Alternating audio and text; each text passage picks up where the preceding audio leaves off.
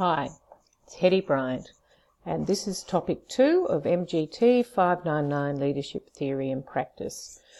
This video will complement the video that was done by Dr. Michelle Evans as well.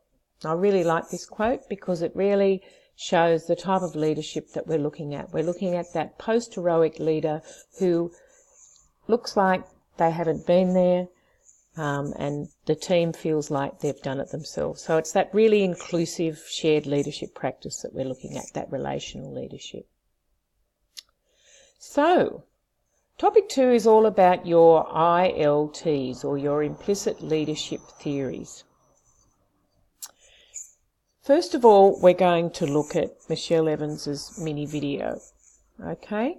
And then I'm going to get you to ask some questions. So fingers crossed this is going to work.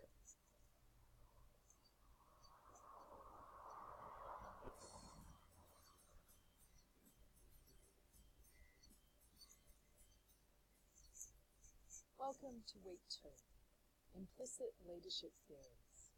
What are implicit leadership theories, or ILTs? These are our own personal knowledges that we hold as perceivers of leadership behaviour, and we distinguish those we see as leaders from those who we see as not being leaders. Theorists like Keller, 1999-2003, connect ILTs to our earliest relationships with guardians, parents, and caretakers. It is from these relationships that scholars propose we develop our ideas of what makes a good leader. Fody and Hodenstein, 2007, also suggest that our perceptions of individual traits can influence our leadership behaviour. Some scholars like Mendevev and Lord, 2007, also suggest that activating our memory and stories we tell ourselves about make it possible to revise our internally developed ILTs. I'm now going to ask you a range of questions. I want you to think about them and see what memories come up for you. When I ask you to tell me about leadership, who comes to your mind? What behaviours or characteristics, traits, dominate? And what are the contexts in which the leader works or the leadership is being enacted? Now I want you to explore what kinds of values underpin these initial thoughts. What values do you assign to the leaders that arise in your mind? What values underpin the kind of leadership you are imagining? I want you to explore any connections you can draw between your own personal history of leadership, your beliefs, and compare them to the leaders or leadership that you have just been imagining. Now, write down your responses to these questions, as they will really help you with your first assessment. Share them on the online forum for week 2, so that we can all use them as a launching off point for this subject. The readings this week invite you to consider 4 very important things: principles of leadership, the significance of constructing leadership narratives, what's wrong with the dominant ideas about leadership, and why is leadership so easily corrupted. In the online forum, I'd like you to each post your responses to one of these 3 readings. I want you to write about the questions that arose for you as you read the article. I want you to point out the key points about the article and pose 2 questions to the forum for discussion. And then I'd like you to go and read someone else's post, responding to 2 or 3 people's questions on one other reading, not the reading that you've done. And finally, I invite you to post an image, a video, a poem, a piece of writing that symbolises a crucible of leadership for you. Don't narrate your crucible. Think about what the challenge symbolises.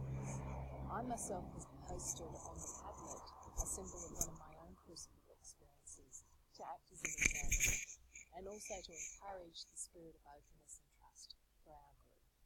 I hope you enjoy this week. Have a good one.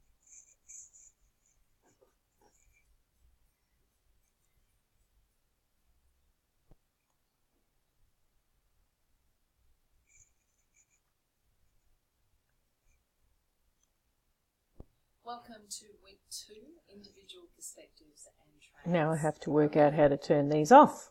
Sorry about that. So Michelle asked you these questions. When I ask you to tell me about a leadership, what comes to mind? What behaviours and characteristics or traits dominate? What are the contexts within which the leadership is being enacted? What kind of values underpin these initial thoughts? And what connection is there between your leadership and the leadership that you have expressed?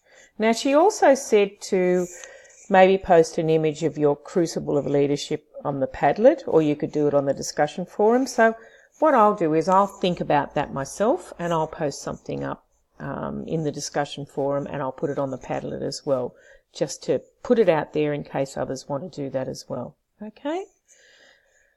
So share your ideas, not here because this is a recording, and also on the forum. So crucibles of leadership, which Michelle talked about, are really important. So these are times when you have overcome adversity, a time of deep self-reflection, questioning values and your underlying assumptions.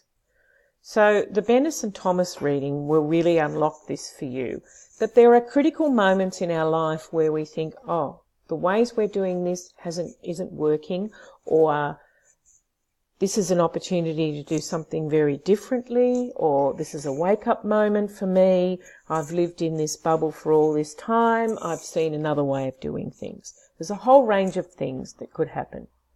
So there are 4 skills: the ability to engage others in shared meaning, a distinct and compelling voice, a sense of integrity, and adaptive capacity, an ability to grasp context and hardiness.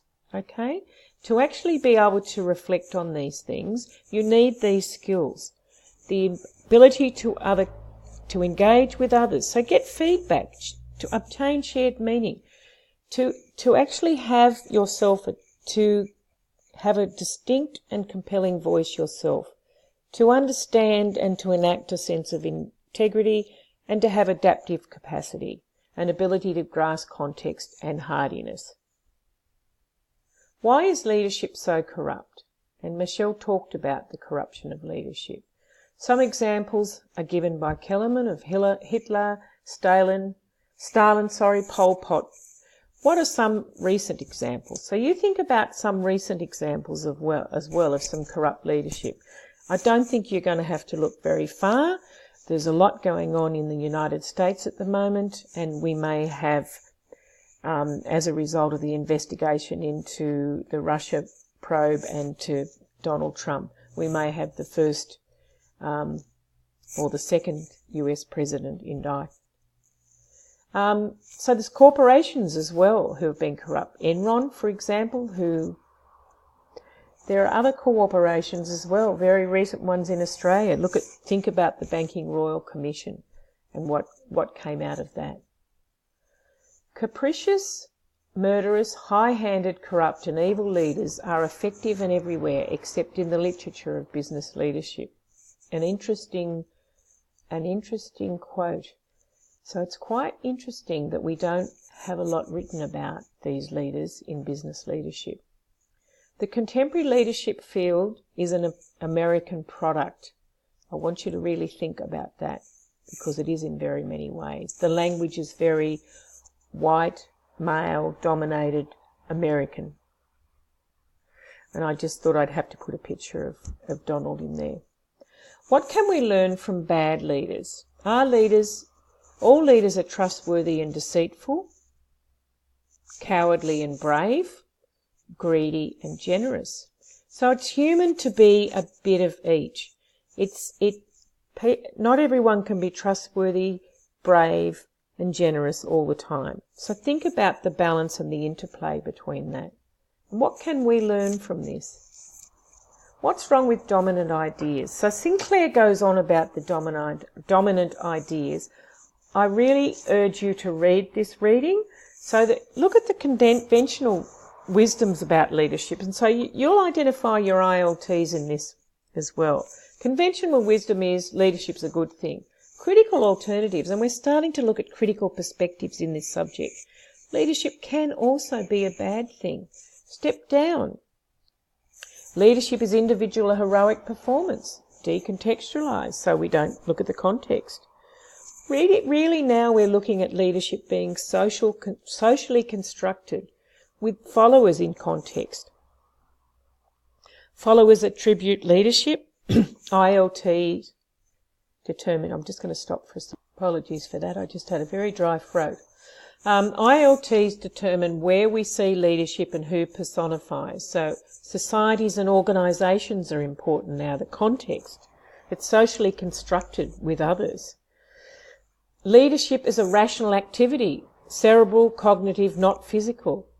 Now we see that leadership includes meaning, symbolic management, and it includes the emotional and the physical and the spiritual. So look at these lists. Challenge your notions, your dominant ideas of leadership. And she goes on to talk about what they are as well. Really look at this in detail and see what challenges you. Look at the last one. Learning about leadership is through science, through reliable experiments, tracking down the truth. But now we lead through leadership through storytelling, through our deep connections, through case studies, through histories, through observing, through immersing ourselves in these things. So to be able to look at the power relations and the authority. So it's really different from what we've come to believe. So look at those critical perspectives, and your text really brings those out as well. So if you have any questions about anything at all, please don't hesitate to email me, or you can phone.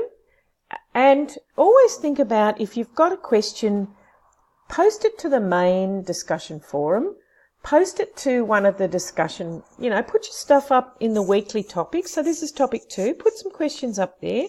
If you've got a question about assessment, post it to the assessment forum. This is a really challenging topic, and you'll actually start to think that you're thinking differently. You'll actually start to see leadership in a different light, in a different context. That's what we're trying to get you to do. We're trying to challenge you and push you so that you actually can change the paradigm and the thinking in which you're looking at leadership. That's it. Cheers.